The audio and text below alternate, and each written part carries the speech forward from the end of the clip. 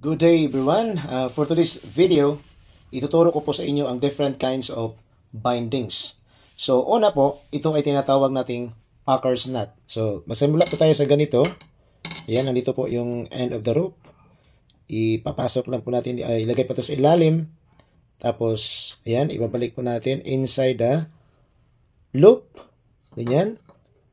Pagkatapos guys, gagawin po natin siyang parang 8 knot. Ayan. Babalik po natin siya sa loob. Ayan, para siyang 8, diba? Oh, para siyang 8 knot. So, ibabalik po natin siya dyan. Ganyan, oh. Ganyan po ang kanyang pagkaayos. Para siyang 8 knot. Then, gawa tayo ng loop. Ganyan, gawa tayo ng loop. Iti-twist natin yung loop. Ipapasok po natin yan sa loob. Ganyan. Ganyan na po ang Packer's nut. So, pangalawang bindings po is square nut. So, ganyan. So, bindings po siya guys. So, make a loop. Then put the end of the rope inside. Ganyan. So, itong nasa right side, since nandito po siya sa left, ilalagay po natin siya. I-cross po natin siya ulit. Ilagay natin sa itaas. Then, bring inside the loop. Like that. So, that's already square nut. Bindings po siya guys. At ito ay tinatawag na square nut. Okay? The third one is the ground line hitch. So, ganyan po guys. Ito po ang bite at ito po ang end of the rope. So, ganyan po siya guys. Masura ng ganyan. So, ano po natin siya. Make a loop like that. Then, ibabalik po natin siya sa ilalim. Pagkatapos, ano natin siya, ipapasok po natin siya dito. Ganyan.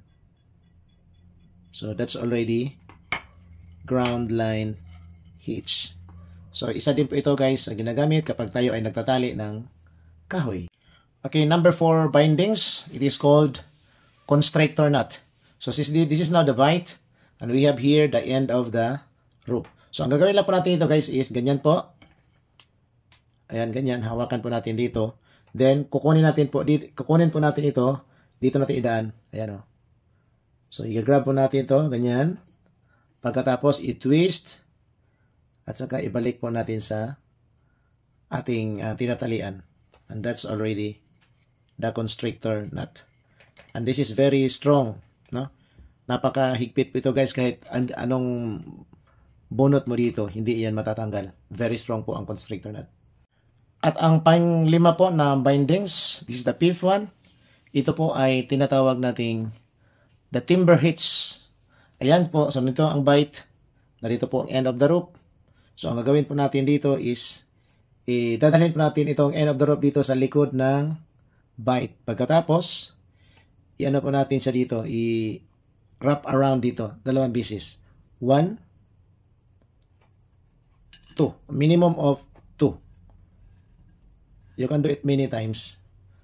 So, gumamit po tayo ng medyo malaki-laking kahoy para ma-emphasize po natin ang timber hitch. Yan po ang ating 5 ori po ng bindings. And thank you for watching my video guys. I love you all.